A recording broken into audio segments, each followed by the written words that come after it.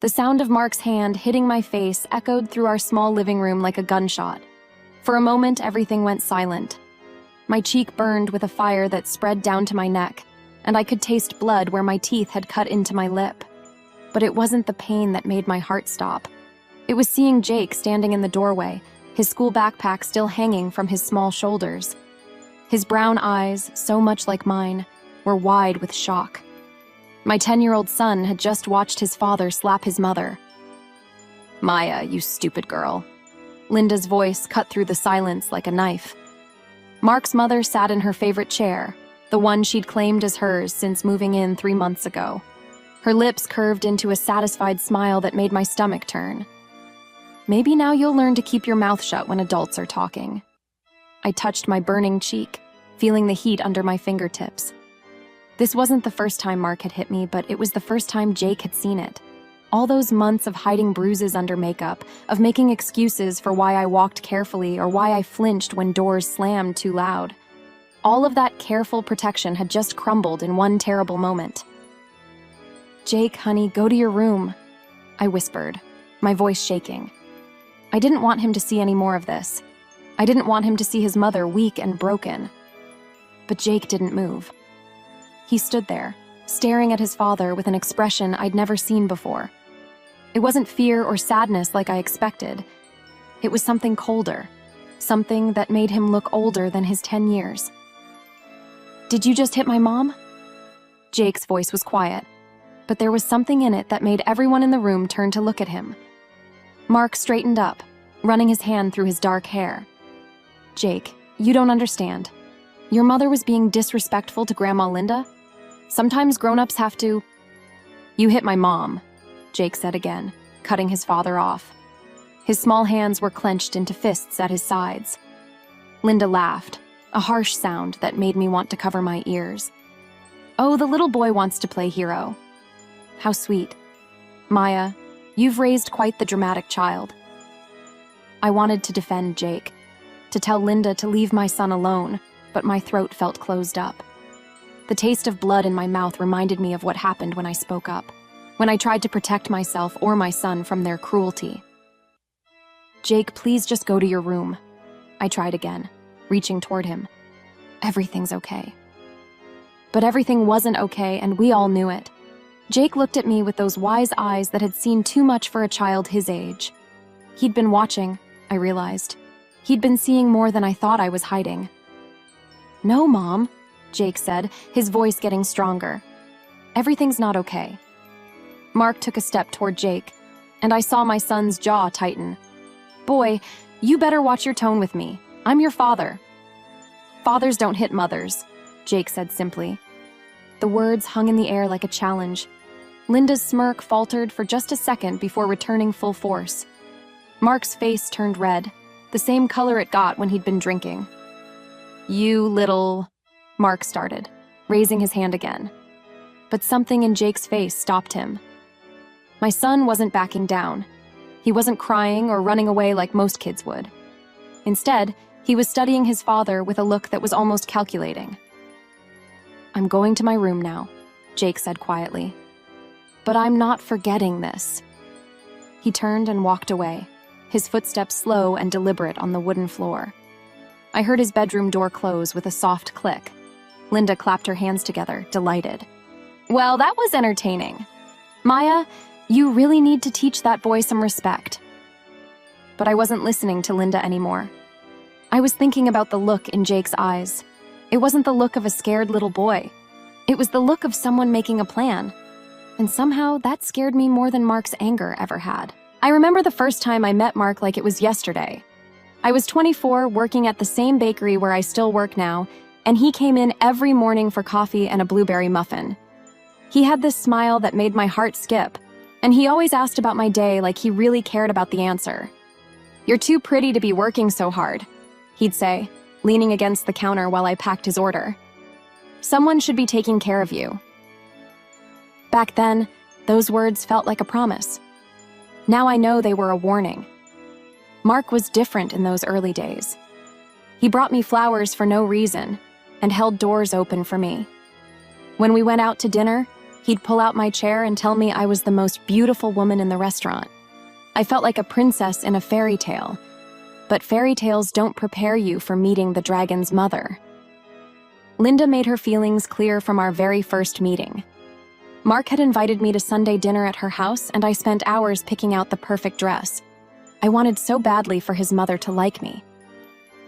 "So you work at a bakery," Linda said, looking me up and down like I was something stuck to her shoe. How quaint. She served dinner on her best china, but somehow I got the chipped plate. When I offered to help with dishes, she waved me away. "Oh no, dear. I'm sure you're tired from all that baking." The way she said baking made it sound like something dirty. Mark didn't notice, or maybe he chose not to. After dinner, he walked me to my car with his arm around my waist. "Mom's just protective," he said when I mentioned how cold she'd been. "She'll warm up to you?" 8 years later, I'm still waiting for that warmth. The changes in Mark started small, so small I almost missed them. First, he began commenting on my clothes. "That dress is a little tight, don't you think? You don't want people getting the wrong idea." Then it was my friends. "Why do you need to go out with the girls so much? Don't you want to spend time with me?" One by one, my friendships faded away.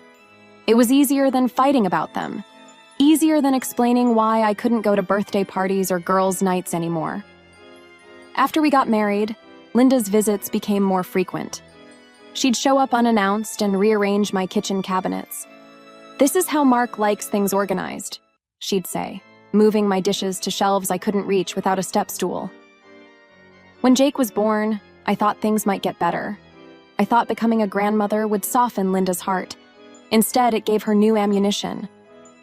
"The baby's crying again," she'd tell Mark when she visited. "Maya must not be feeding him enough." "Jake's clothes are wrinkled. Doesn't Maya know how to iron?" "That child needs more discipline. Maya's too soft with him." Mark started repeating her criticisms. "Mom's right, Maya. You need to try harder." Try harder. Those 2 words became the soundtrack of my life. Try harder to keep the house clean. Try harder to make better dinners. Try harder to be the wife and mother they expected me to be. The first time Mark yelled at me, Jake was 3 years old. I'd burned dinner because Jake had fallen and scraped his knee, and I was busy cleaning his wound and kissing it better. "This is garbage!" Mark shouted, throwing his plate in the sink so hard it cracked. "My mother never served my father burned food." I apologized and made him a sandwich, my hands shaking as I spread the peanut butter. Jake watched from his high chair, his little face serious and worried. That night, I called my sister in California. "I think I made a mistake," I whispered into the phone after Mark fell asleep. "Marriage is hard work," she said. "You just need to communicate better." So I tried harder. I always tried harder. The yelling became normal. The criticism became daily. And slowly, so slowly I didn't notice it happening, I began to believe that maybe they were right. Maybe I wasn't good enough. Maybe I did need to try harder. Maybe I deserved what was coming. Everything changed the day Mark lost his job. I was frosting cupcakes at the bakery when my phone buzzed with his text. "Got fired, don't ask questions." I knew better than to ask questions anyway. Mark didn't like explaining himself, especially when things went wrong. But I could feel the storm coming even before I got home that evening. He was sitting at the kitchen table with an empty beer bottle in front of him, staring at nothing. The silence in the house felt heavy, like the air before a tornado. "How was work?" I asked carefully, setting down my purse. "There is no work," he said without looking at me. "Thanks to some lies from jealous coworkers." I wanted to ask what happened, but the way his jaw was clenched told me to stay quiet. Instead, I started making dinner, moving around the kitchen as softly as possible. That's when Linda announced she was moving in. "It's just temporary," she said, standing in our doorway with 2 suitcases and a satisfied smile. "Until Mark gets back on his feet. A man needs his family during hard times." She moved into our spare room, the one I'd been hoping to turn into a craft space someday. Within a week, she'd taken over the entire house. "Maya, you're using too much detergent," she'd say, redoing the laundry I'd just finished. No wonder our electric bill is so high. Maya, Jake's lunch isn't nutritious enough. When I raised Mark, I made sure he had proper meals. Maya, this house is a mess. How can Mark focus on finding work when he comes home to chaos? Mark started drinking more. 1 beer became 3, then 5. He'd sit in his chair after dinner, getting angrier with each bottle. And Linda would sit across from him, feeding his anger like kindling to a fire. You know, son, when your father lost his job back in '89, I made sure he didn't have to worry about anything at home, she'd say, glancing at me. A man needs peace in his own house. You're right, Mom, Mark would agree, his words getting sloppier. A man shouldn't have to come home to problems.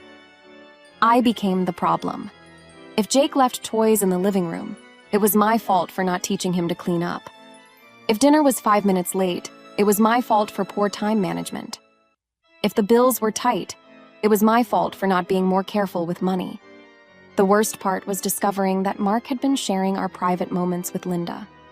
Things I'd told him in confidence, fights we'd had behind closed doors, even details about our marriage that should have stayed between us. I found out by accident when I overheard Linda on the phone with her sister. Oh yes, Maya's been giving Mark a hard time about money, Linda was saying. And apparently she's not very affectionate anymore, if you know what I mean. Poor Mark is under so much stress. My face burned with shame and anger. Those were things I'd shared with Mark during our most vulnerable moments, when I was trying to explain why I felt distant, why I was struggling. He'd listened and nodded and promised to understand. Then he'd run straight to his mother with every word. I tried to talk to my old friend Jessica about it when she called one evening. But Mark was listening from the kitchen, and later that night he cornered me. What did you tell Jessica about us? He demanded, his breath heavy with beer. Nothing. Don't lie to me, Maya. I heard you complaining about money, making me look bad to your friends. I wasn't making you look bad, You were just what? Running your mouth about our private business? Linda appeared in the doorway, drawn by the raised voices. What's all this noise about? Maya's been talking to her friends about our problems, Mark said, like I was a child tattling on the playground. Linda shook her head sadly. Maya, that's very disloyal. A wife should protect her husband's reputation, not damage it. I stopped calling Jessica after that. I stopped calling anyone. The isolation wrapped around me like a blanket, heavy and suffocating. Some days, the only adult conversation I had was with customers at the bakery. I started staying late, volunteering for extra shifts, just to delay going home. But I always had to go home eventually, and they were always waiting. I didn't know what Jake was doing in his room after Mark hit me. I assumed he was crying or trying to process what he'd seen. If I'd known the truth, I might have been terrified. Or maybe I would have been proud. My 10-year-old son wasn't crying. He was planning. The next morning, Jake seemed different at breakfast. Calmer somehow, like he'd made an important decision. He ate his cereal quietly while Mark read job listings on his phone, and Linda criticized the way I'd made the coffee. This tastes weak, Maya, Linda said, pushing her cup away. Don't you know how to make a proper cup of coffee? I'll make a fresh pot, I said automatically, already reaching for the coffee maker. Don't bother, Mark muttered. I'm going out to look for work anyway. After they left, Jake helped me clean the kitchen. He was unusually helpful, drying dishes without being asked and putting them away in exactly the right places. Mom, he said quietly while we worked. Do you remember Mrs. Rodriguez from next door? Of course, honey. She's very nice. Mrs. Rodriguez had always been kind to us, bringing over extra vegetables from her garden and asking how we were doing. Sometimes I caught her watching our house with a concerned expression. She used to help families, didn't she? Before she retired? I paused in my wiping of the counter. Yes, she was a social worker. Why do you ask? Jake shrugged, but there was something in his eyes that reminded me of the look he'd had the night before. Just curious. That afternoon, while I was at work, I couldn't stop thinking about that conversation. Jake had seemed so serious, so focused. It wasn't like him to ask random questions about the neighbors. When I got home, Jake was already there, doing homework at the kitchen table. Linda was in her chair, watching her soap operas and making comments about how unrealistic the storylines were. "At least those women know how to keep their men happy," she said pointedly when I walked in. I ignored her and went to start dinner. Jake looked up from his math homework and gave me a small smile. There was something different about that smile, too. It wasn't sad or worried like usual. It was almost hopeful. During dinner, Mark complained about his job search while Linda agreed with everything he said. I listened and nodded and tried to make myself invisible the way I'd learned to do. But I noticed Jake watching everything with those sharp eyes of his. He was paying attention to every cruel word, every dismissive gesture. I wondered what he was thinking. After dinner, while I cleaned up, Jake came into the kitchen. "Mom, can I ask you something?" "Of course, sweetheart." He looked toward the living room where Mark and Linda were watching TV, then back at me. "Do you ever think about what it would be like if it was just you and me?" The question caught me off guard. "Jake, honey, why would you ask that?" "I just wonder sometimes. Like, what if we had our own little apartment somewhere? Just the two of us?" My heart ached at the hope in his voice. "Oh, baby, families don't work that way. Your dad loves you very much. But does he love you?"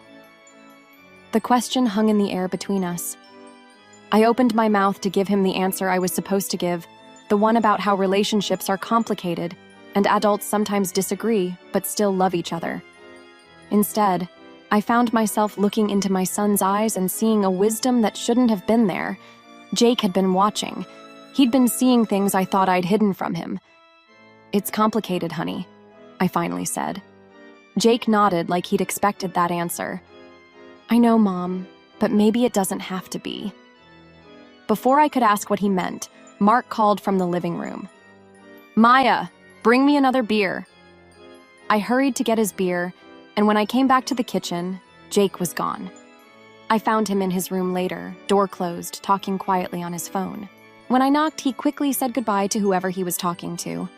"Who was that, sweetheart?" "Just a friend from school," he said. "We were talking about a project." I believed him because I wanted to, because the alternative, that my 10-year-old was keeping secrets from me, was too scary to consider. That night, as I lay in bed listening to Mark snore beside me, I thought about Jake's questions. What would it be like if it was just the two of us? The thought filled me with a longing so sharp it took my breath away. But thoughts like that were dangerous. They led to hope, and hope led to disappointment. I had no idea that while I was lying there feeling hopeless, my son was 3 rooms away working on making that impossible dream come true. The next few days felt different, though I couldn't put my finger on why. Jake seemed more confident, walking taller and speaking up more at dinner. When Linda made her usual cutting remarks about my cooking or cleaning, I caught Jake watching her with an expression that made me uncomfortable. It wasn't fear or sadness, it was like he was studying her, memorizing every cruel word. "Jake, eat your vegetables," I said one evening, noticing he was staring at his grandmother instead of eating. "Yes, Mom," he said. But his eyes stayed on Linda for another moment before he looked down at his plate. Mark had been drinking more since losing his job. The beer bottles piled up faster each day, and his temper got shorter with each one. I found myself walking on eggshells constantly, trying to anticipate what might set him off. "Maya, this house is a disaster," Linda announced one afternoon when I got home from work. She was standing in the living room with her hands on her hips, surveying the space like a general inspecting troops. "How can Mark focus on finding employment when he comes home to this chaos?" I looked around the room. Jake's backpack was by the door, and there were a few magazines on the coffee table. It was hardly a disaster, but I'd learned not to argue. "I'll clean it up right away," I said, setting down my purse. "You should have cleaned it this morning before you left," Linda continued. "A proper wife maintains her home." I started picking up the magazines, my face burning with embarrassment. Jake appeared in the doorway, watching the scene unfold. "Grandma Linda," he said quietly. "Mom works really hard. She was up early making breakfast for everyone." Linda turned to look at him, her eyebrows raised. "Little boys shouldn't interrupt when adults are talking, Jake." "I'm not interrupting," Jake said, his voice steady. "I'm just saying Mom does a lot for this family." Something in his tone made Linda's expression shift. For just a moment, she looked uncertain. Then her usual smugness returned. "Well, aren't you the little defender?" she said with a laugh that didn't sound amused. "Maya, you're raising quite the mouthy child." That night, Mark came home angrier than usual. He'd been to 3 job interviews and hadn't heard back from any of them. He slammed the door so hard the pictures on the wall rattled. "This is all wrong," he muttered, looking around the kitchen where I was making dinner. "Everything's wrong." "What can I do to help?" I asked carefully. "You can stop asking stupid questions," he snapped. "And you can make sure this house is perfect when I get home. I don't need to deal with messes on top of everything else." Linda nodded approvingly from her chair. "Mark's under tremendous stress, Maya. The least you can do is make his home life peaceful." I felt the familiar tightness in my chest, the feeling of being trapped with no way out. But then I noticed Jake standing in the hallway, and something about his expression calmed me. He looked confident, like he knew something I didn't. Over the next few days, I started noticing small things. Jake spent more time in his room with the door closed. He was on his phone more often, always ending calls quickly when I came near. And Mrs. Rodriguez seemed to be in her backyard more frequently, always waving when she saw me. "Mom," Jake said one evening while we were doing dishes together, "if someone was hurting you and you could make it stop, would you want to know how?" The question sent a chill down my spine. "Jake, honey, why would you ask something like that?" "Just wondering," he said, but his eyes were serious. "Sometimes people think they don't have choices, but maybe they do." Before I could respond, Mark called from the living room. "Maya, get in here!" I dried my hands quickly and hurried to see what he wanted. He was sitting in his chair with Linda beside him, both of them looking at me with expressions I didn't like. "We need to talk," Mark said, "about your attitude lately." "My attitude?" "You've been different," Linda added. "Distant, disrespectful. Mark deserves better from his wife." I felt my heart start to race. "I don't understand. I've been trying to..." "You've been trying to what?" Mark's voice was getting louder. "Because, from where I'm sitting, it looks like you think you're too good for this family." I could see Jake in the hallway again, watching. But this time, instead of looking scared, he looked ready. Ready for what, I had no idea. Or, the explosion came 3 days later on a Tuesday evening that started like any other nightmare. Mark had been drinking since noon, celebrating what he called a promising job interview that I suspected had gone badly. Linda sat in her chair like a queen on her throne, stirring the pot with every word that came out of her mouth. "You know, Mark, I've been thinking," she said, her voice dripping with false concern. "Maya's been very disrespectful lately, very ungrateful for everything you provide." I was making dinner, trying to stay invisible, but I could feel the tension building like pressure in a kettle about to whistle. "You're right, Mom," Mark slurred, his words thick with beer. "I work my ass off for this family, and what do I get? Attitude." "I haven't given you any attitude," I said quietly, immediately regretting the words. Mark's head snapped up. "What did you just say?" My hands trembled as I stirred the pasta sauce. "Nothing, I just meant..."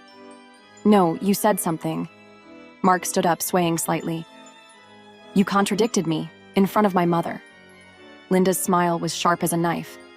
"See what I mean, son? No respect at all." "Mark, please," I whispered.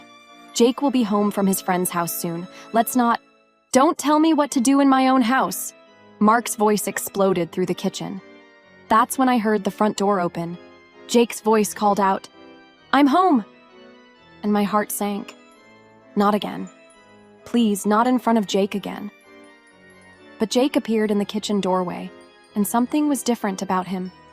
He wasn't surprised by the scene. He looked prepared. Maya thinks she can run this house, Mark continued, his voice getting louder. Thinks she can tell me what to do. That's not what I— Shut up, Mark roared, and his hand flew toward my face.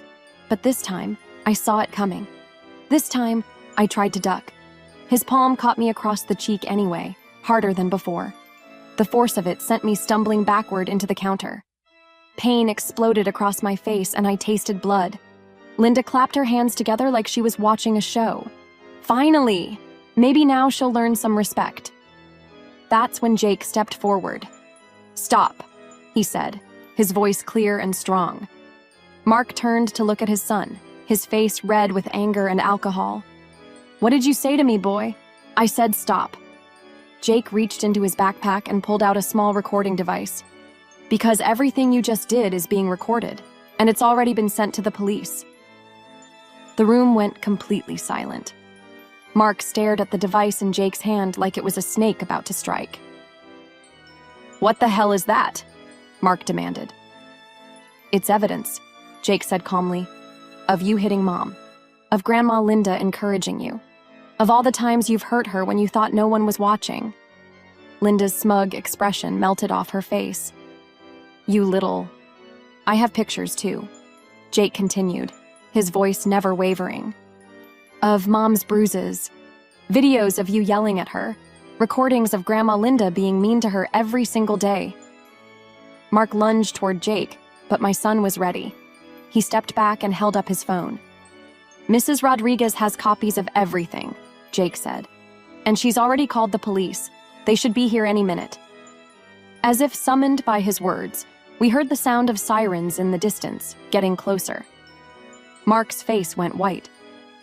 You called the police? On your own father?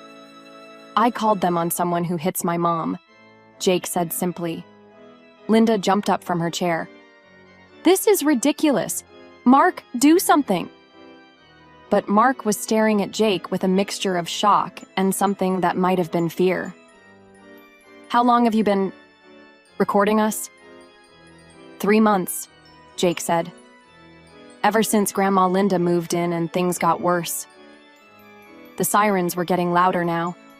Through the kitchen window, I could see red and blue lights flashing. I looked at my 10-year-old son standing there with his shoulders straight and his chin up, and felt something I hadn't felt in years. Hope.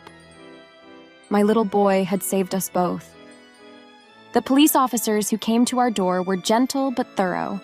Officer Martinez, a woman with kind eyes, sat with me at the kitchen table while her partner talked to Mark and Linda in the living room. Jake stayed close to my side, his small hand holding mine. Mrs. Thompson, we need to document your injuries, Officer Martinez said softly. And we'll need to see the evidence your son collected. My face was swollen where Mark had hit me, and there was a cut on my lip that had started bleeding again.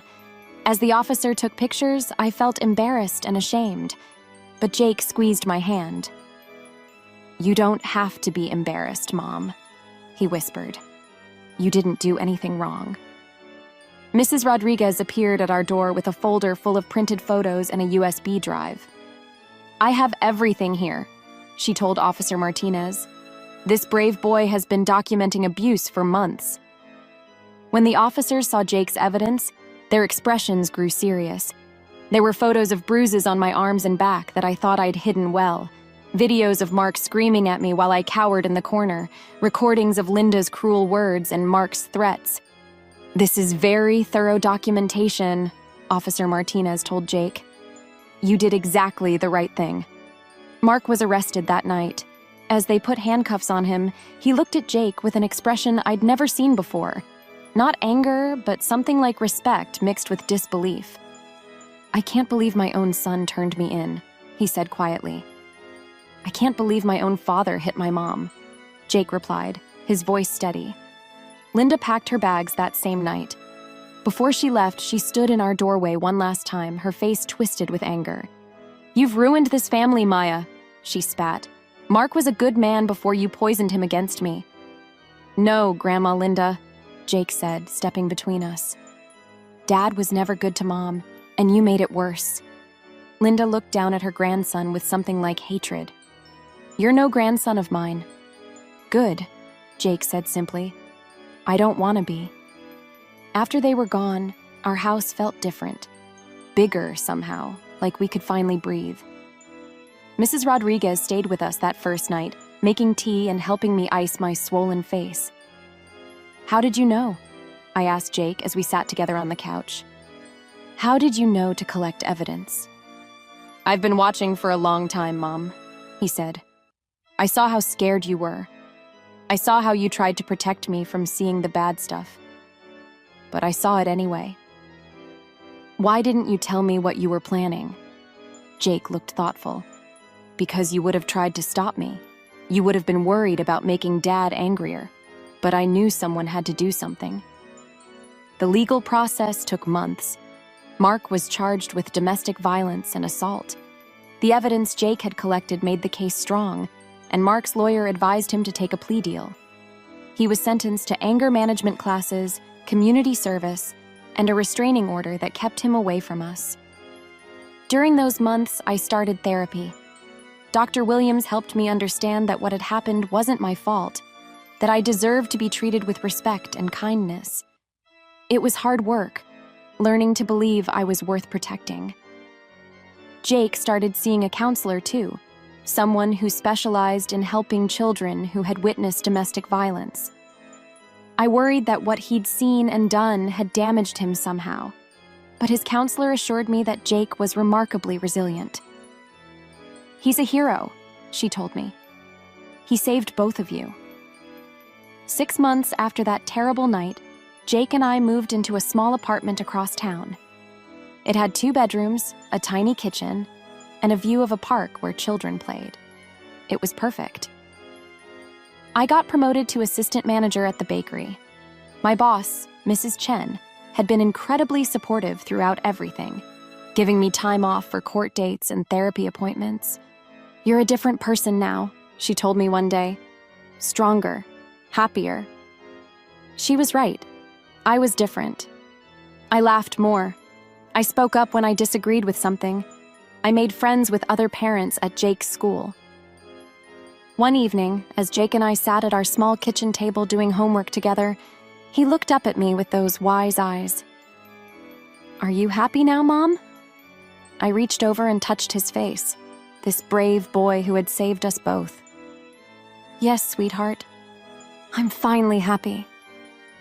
And for the first time in years, I truly was.